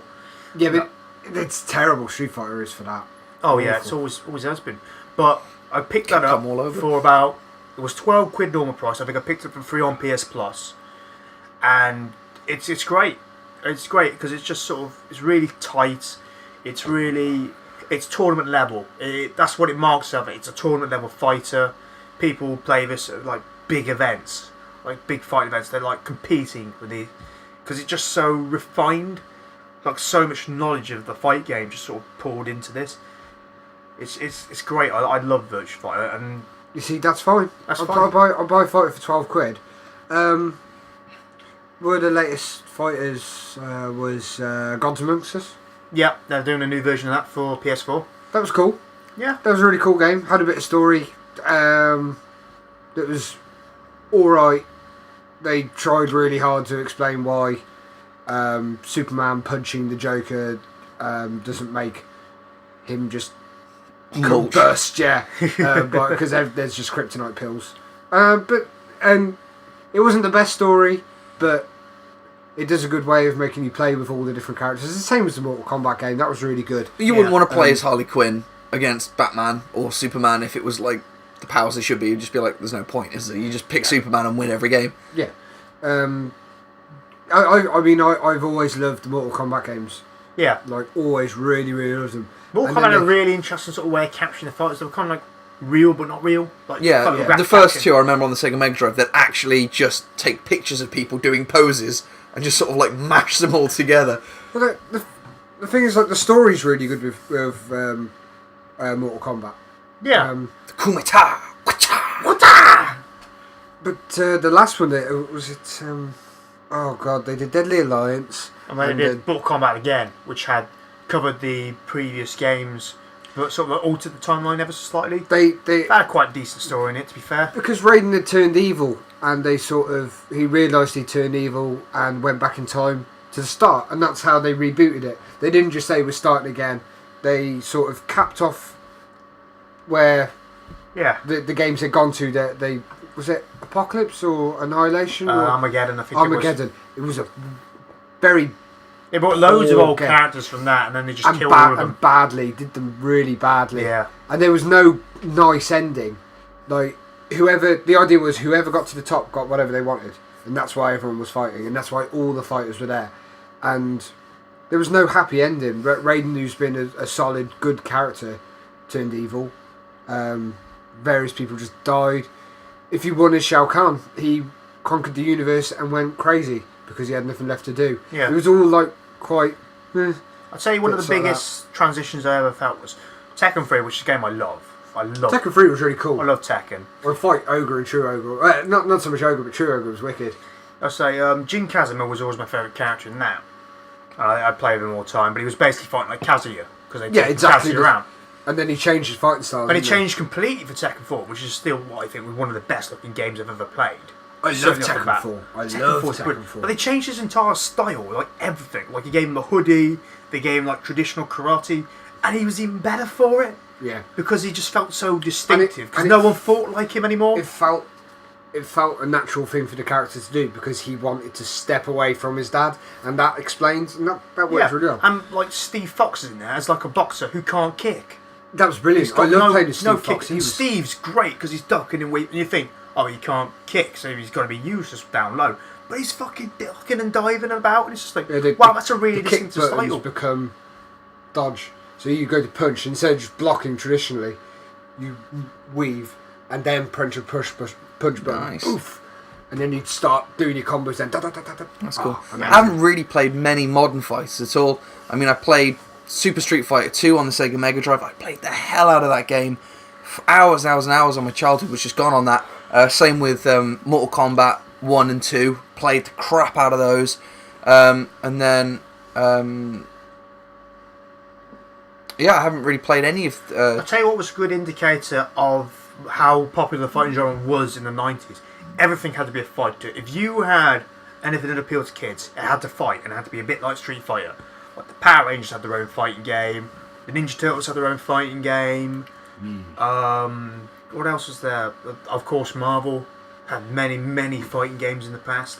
And they're good. The Marvel ones tend to be quite good. Marvel vs. Capcom's one of the best fighters out there, I'd say. Not number 3, but number 2 definitely. I know, I'd like to play the latest, whatever version it is, version 3 of Marvel vs. Just- Capcom. Because just I played the first one, I looked thought a it bit- was alright. The new version of number 3 they've done was a bit off. It just didn't look quite right. The Yeah, last a bit one I played different. actually I think was Tekken 2 on the PS1. I mean, I played that a lot. I fucking mastered the crap out of it. But that's really the last one I've actually ever put any time into. I've dabbled in like Marvel vs. Capcom 3, Super Street Fighter, the new one that was on. I say the new one, Super Street Fighter 4. I give them all a little bit of time, but none of them I've really gotten into since. I tried playing Guilty Gear, and I've never ever been so fucking frustrated in my life. That is Guilty Gear's hard. It's properly hard. I mean, it's very, very rare that I completely lose my rag, and I mean, I must have probably destroyed 3 controllers with that game. I've literally got so frustrated, I've just fucking smashed it until my fists are bleeding against the wall. It's just the most frustrating thing. You meant to fight in the game, even on easy mode, I couldn't fucking touch it. It was just... Ugh. I get frustrated with the Street Fighter games because now it really rewards that sort of mega combo, doing all the perfectly... Yeah, like Killer Instinct. Like, Killer Instinct's big deal is if you can get, like, the higher combo you get, the louder the man shouts. So you go, like, super combo. And what you want is ultra combo. Yeah. And it's like a 25-hit combo. And there's like some people, like, with like a character like Orchid, who, if you've never played Killer Instinct, I'm just talking gibberish at you. But she's a girl in a dress, and she's got green and there's a stick. But she goes, boom, boom, boom, swinging all out over the place. Boom! And the man will fly up, and he goes, ultra combo, and then he just comes down right at the end of the move, and he's dead. He is fucked. But it's... See, the new Killer Instinct looks really cool. Yeah, it looks really cool. It's got an interesting pricing model as well, obviously. Yeah, going out free to play with just Jago, who's like basically the Ryu of the series, very easy to pick up and use. And then you sort of unlock characters later. But Killer Instinct's so vague as a franchise. This is it was a funny one. I was surprised to hear it sort of coming back, I must admit. There hasn't been a Killer Instinct game for a while, has it? Yeah, you thought if they were 10 going years at least. for a big one for the new release, I was expecting a new Tekken, to be honest. There's not really a fighter coming out on this generation.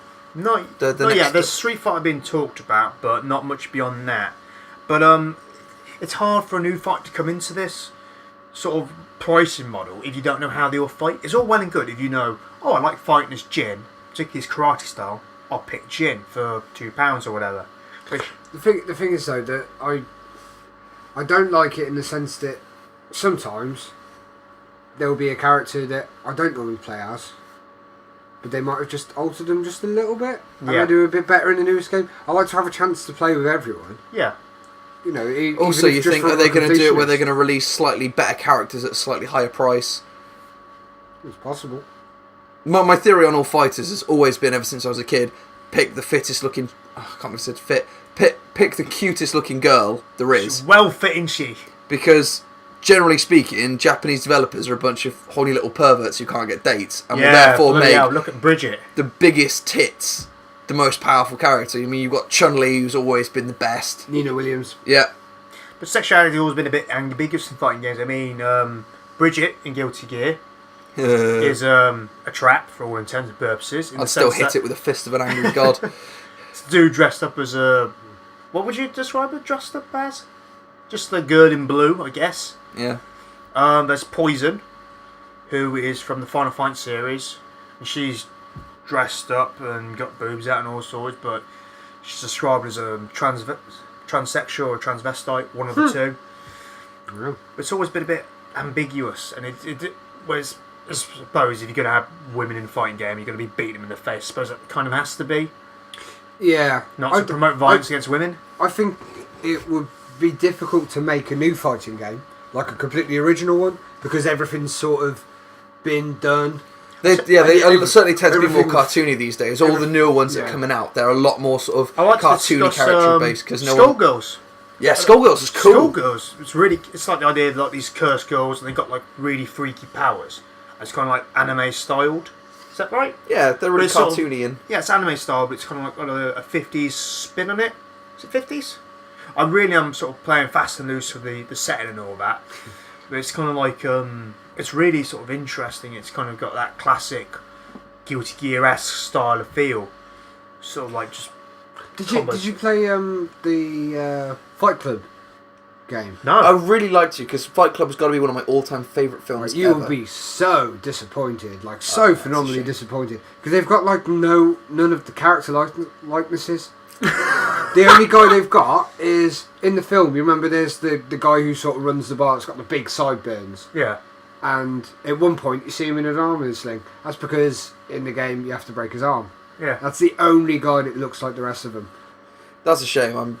As you can probably see from what I'm wearing and just my general outlook, I'm like Tyler Durden's always been my hero ever since I was a kid. It's a fucking wicked film. Probably be a bad idea. It's fantastic. I love Fight Club. That's why I got the game. It had a cool sort of. It did the sort of X-ray thing before everyone else, and if you broke that arm, then that button became dead. It was a dead button. Awesome. And eventually you could. They'd be like, well, I can kick you, I guess. But you'd never be able to take all the limbs out. Bite your legs off. I'll tell you what, the Dragon Ball Z fighting games as well, they were pretty cool. Oh, yeah. Retracted, actually, saying Tekken 2 was the last fighting game I really got into. Dragon Ball Z Tenkaichi Budokai 2. It's a hell of a mouthful, right? No, Dragon Ball Z Budokai Tenkaichi 2. I played that on my PS2 when I was still at university. In fact, I played it with my when I was in Brighton. So, yeah, it would have been 2 or 3 summers ago. And I really, totally, completely got that. I mean, I was mashing that out on expert difficulty. I completely... You know when you hit a game and you got, like... You know what's going to happen. You can feel, like, the vibe of it. You know exactly when... What they look like just before they're going to punch, so you know when to block. I completely vibed that whole game. The one thing that I don't know... Yeah, it would have been the second one, because the third one wasn't very good, was it? No. The second one, I remember playing it loads with Nige. And we were going through it, and we were doing quite well. And then randomly, we got to Vidal. Was it Vidal? Gohan's missus. Yeah. Impossible.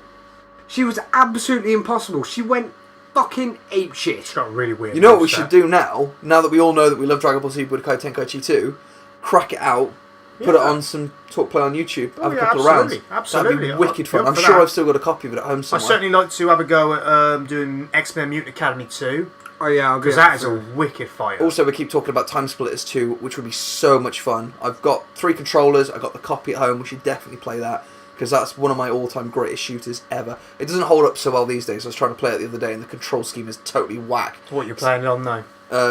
Original Xbox. Yeah, I'm not a fan of the original Xbox, the way it does shooters. It does Halo really well, but everything else it feels a bit bloated as a controller. Yeah, kind of like the PS2 sort of slimmed down feel. It was back when it only just started using the dual analog stick, like to move and to look. It was one of the first games I'm aware of that did that. And man, it certainly is a bit of a struggle when you can't customize the controllers. You just got like a choice of 4 or 5 layouts, but you can't custom it. Yeah, that's cool. Yeah, but I'm sure. Yeah, but you get used to things. Yeah, after a couple of rounds. I'll say what drew me to getting back to Budokai Tenkaichi is they did 3 games of Budokai, and that was like a straight-on 2-on-2 fighter. That's based off all the old fighting games that have ever come before it. Sort of danced around a ring and then fighting each other, and you can occasionally fly up, but that never really changed anything. And then they loosened those controls up, and then gave the full 3D whack world. So you got like a bit of an arena to play with. You could smash them through mountains and all sorts. Really and then cool. that really loosened that game up and really made it distinct and unique. What was the was it number 3 where you could find Dragon Balls and you flew around like a bit of a map? Yes. And if you got 7 Dragon Balls, you could summon a dragon, and you got really shit wishes. Oh no, I think So that might be increased 2 as well. my hit stat by 2 points or something. Yeah. Yeah. Yeah, and you gauge it. That was the same one as well with King Kong. It go, oh yeah, It's fusion!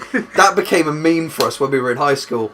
I remember just doing that all the time. Every time someone would be like, oh, you know, try these 2 things together, we'd be like, oh yeah, it's fusion! What you missed Come there? on, King Kai! I sound really Jewish! What you all missed there, just as I was saying that, Fox gave the old Antonio Banderas. Oh, he gives it. Oh my god. But yeah, like I say, that was the one thing that sort of really shook at that genre, and I think that's something we can apply, sort of that kind of open world kind of design to a fighting game. And it had a lot of story to it. It wasn't just punchy. That's And it. it was a story that we'd already all seen in cartoon form and manga form, and exactly the same in the 3 or 4 games before it, but still good. Hey, it works for Dynasty Warriors. Yeah. Speaking of Dynasty Warriors, I'm a sucker for that, and I will almost definitely buy it if they bring out a new one. Probably. So, okay, what do you reckon is wrong with it? Is it it's not keeping itself fresh? It's not got new ideas, or I What do we mean, all what's stop? really been different since? I mean, aside from making the Mortal Kombat guys look 3D instead of cartoony, which is the opposite of what everyone else has done, Like, there's not really been any fresh ideas. They're all still like in an arena, punch, block. If you're lucky, there's some interactable scenery that you can break down. The environmental stuff on the Gods Amongst Us was really cool. Where you could you'd be fighting on what do they call the big fucking Justice League base? Love. The Friends of Heroes. The Hall of Heroes. The Hall of Heroes, right? So you'd be up in the Hall of Heroes place, and you'd be fighting, and there'd be like a monitor that would fly around. If you just happen to be in the right place, you press R1 or the right right. You just grab it and fucking hit them with it. It's Nice. like, oh, that was cool. The big super moves and stuff, which they did in Mortal Kombat, and because obviously they're both Midway, look really nice as well. They're quite like that's Batman like doing a backflip and then the Batmobile chomping a guy. It's like that's cool. And Doomsday punching you through the earth, popping out, and then punching you back, and then fighting you back through. Or even Aquaman's was pretty cool. Yeah, he sort of dumps you in the ocean and summons the Friends of the Sea. You're getting hit by all these tideways and fish and stuff, and you're like, wah, and then all of a sudden a shark. Ha! Fuck you. It was like, whoa, that was cool. I tell you what did mix fighters up a little bit, and it's a shame we didn't see more of them, was Smash Bros. Yeah. That took a normal fighter, said, tell you what, instead of it just being a one-on-one, let's have 4 people in, and then let's have weapons and mad shit and moving stages and all this kind of wacky bastard crap going on. And about who would beat who, it's whether you can knock them off the stage most times. Yeah, it totally, completely changed the idea of it. I had so much fun with Smash Brothers. See, that'd be a cool Dragon Ball game. There was one, actually.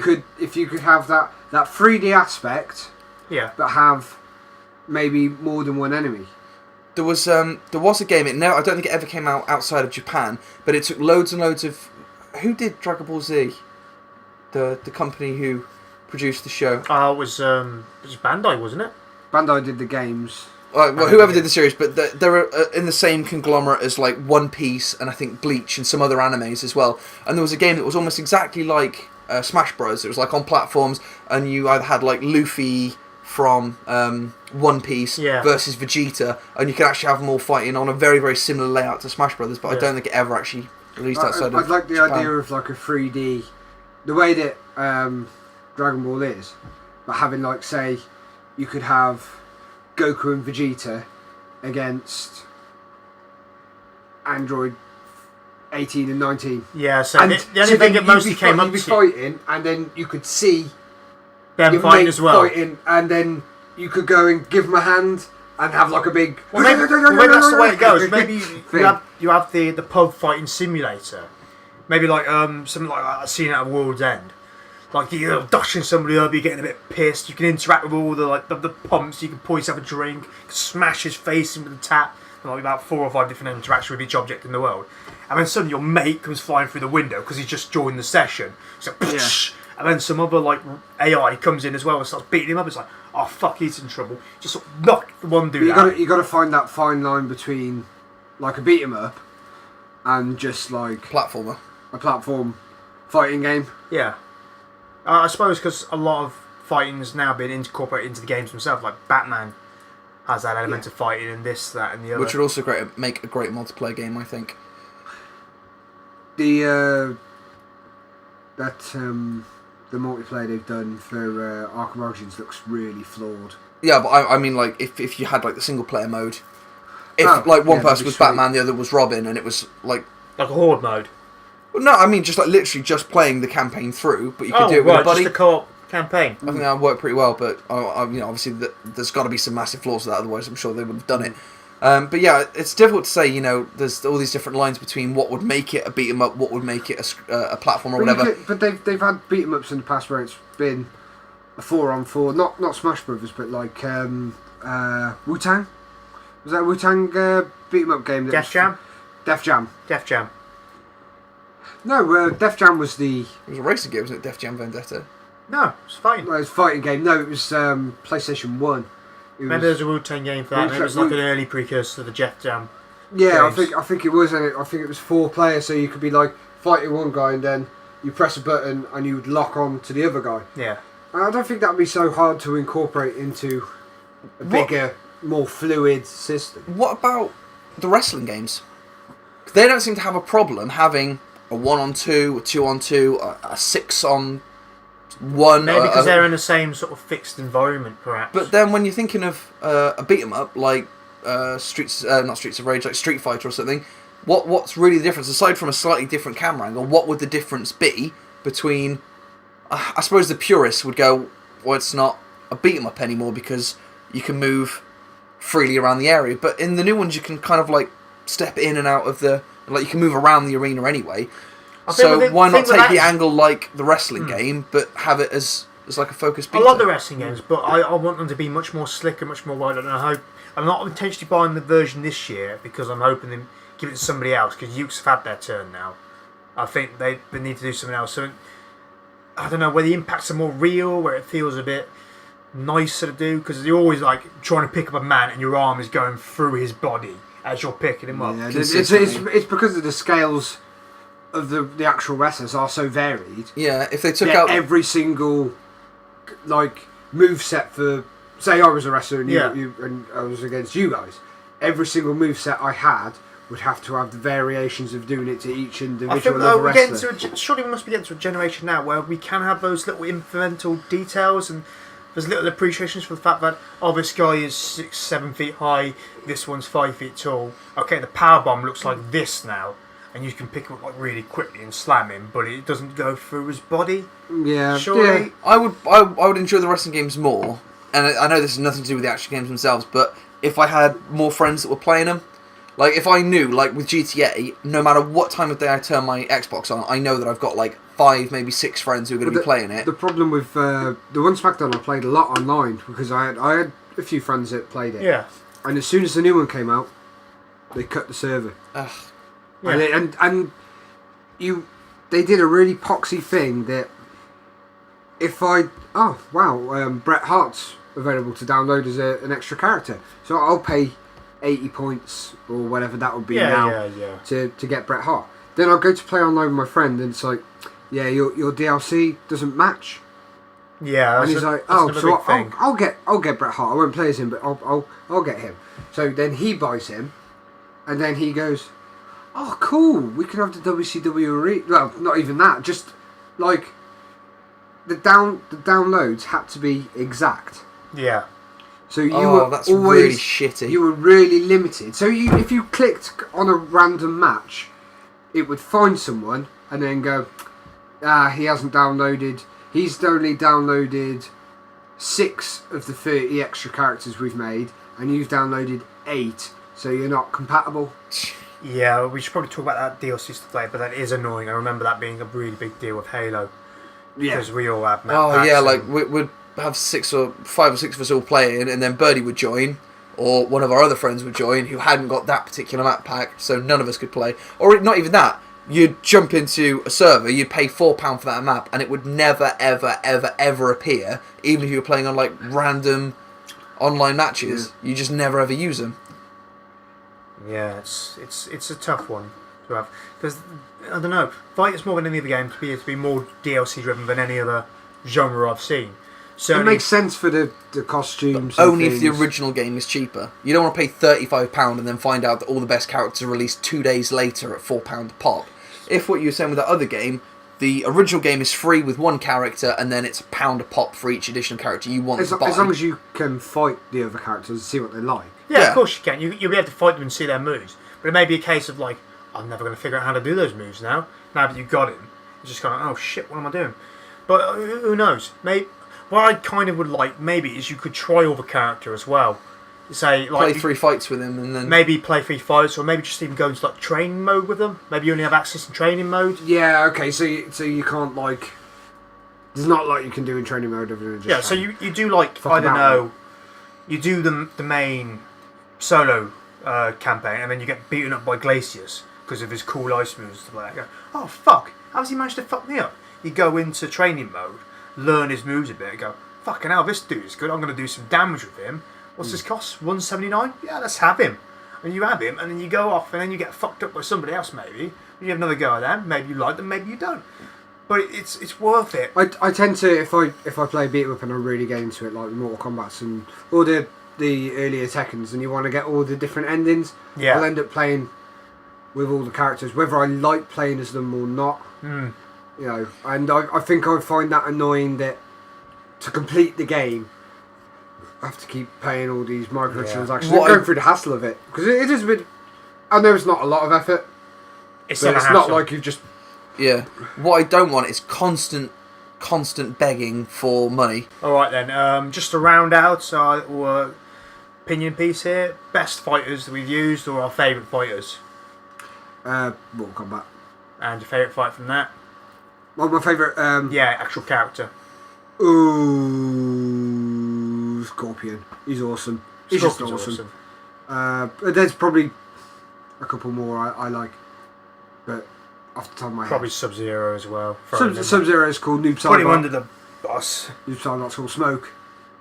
They're all. There's no like. Half really the robot bad, ones are pretty cool as well. There's not many bad characters in Mortal Kombat, apart from like maybe Mocap. That Mocap guy in Meat.